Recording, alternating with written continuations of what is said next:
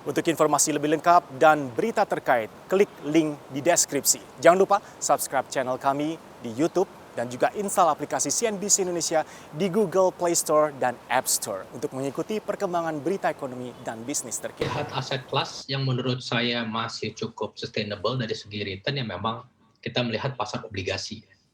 Pasar obligasi ini kita melihat bahwa dengan penurunan suku bunga dan juga dari perbankan-perbankan dan juga yield yang kita berikan masih cukup tinggi, menjadi salah satu yang menurut saya volatilitiesnya akan sangat rendah gitu untuk memberikan nilai hasil yang jauh di atas bunga atau yang perbankan tawarkan sekarang ini. Kalau menurut saya, tapi kalau kita melihat di atas 1 tahun, menurut saya pasar saham ini masih sangat menarik. Dikarenakan kita melihat bahwa tumbuhan laba tahun ini akan luar biasa, dan juga dengan positif development yang saya ceritakan sebelum ini, yaitu dari pandemik dan juga akhir tahun. Tentunya eksekusi yang menjadi resiko paling tinggi, tapi saya melihat kita harus monitor ini dengan secara seksama.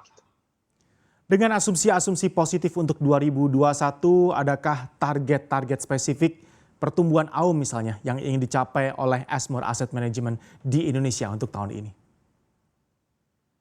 Ya, pertumbuhan AUM ini memang kita cukup happy karena kita melihat bahwa meskipun 2020 adalah tahun yang tidak mudah untuk semua dan juga untuk bisnis, kita masih bertumbuh secara industri, dan terutama kalau kita melihat AUM dari PT Ashmore Asset Management Indonesia sendiri, yang kita baru aja bisa 1 tahun IPO di pasar bursa, kita juga mencapai suatu rekor yang all time high. Jadi kalau kita melihat memang likuiditas dan juga penurunan suku bunga dan juga optimisme yang saya bicarakan ini memang cukup baik untuk pertumbuhan reksadana. Jadi saya melihat pertumbuhan reksadana tahun ini masih akan mencapai mungkin double digit ya dibandingkan tahun lalu ya. Jadi saya melihat bahwa reksadana industri ini menjadi salah satu industri di antara semua industri yang masih memberikan atau membukukan pertumbuhan di tahun 2021 ini. Baik, kalau kita ke pasar ekuitas sekilas saja Pak, tadi secara sektoral, sektor prospektif yang diminati di pasar ekuitas selama 2020 apa saja dan masihkah juga berlanjut? Yang mana yang berlanjut di 2021 ini? Sektor promising dan banyak diminati.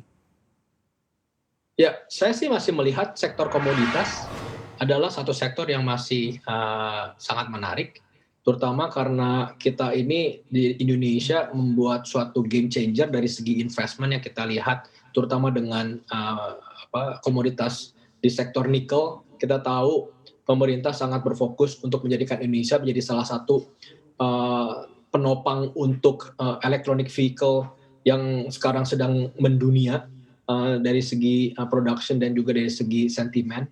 Kemudian kita juga melihat bahwa sektor-sektor seperti kontraktor ataupun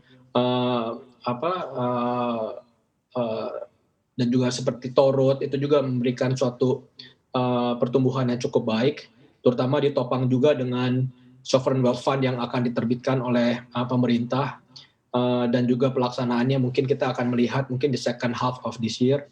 Dan yang ketiga mungkin setelah ini semua terjadi, perbankan menurut saya juga menjadi salah satu sektor yang akan menopang pertumbuhan kita ke depannya.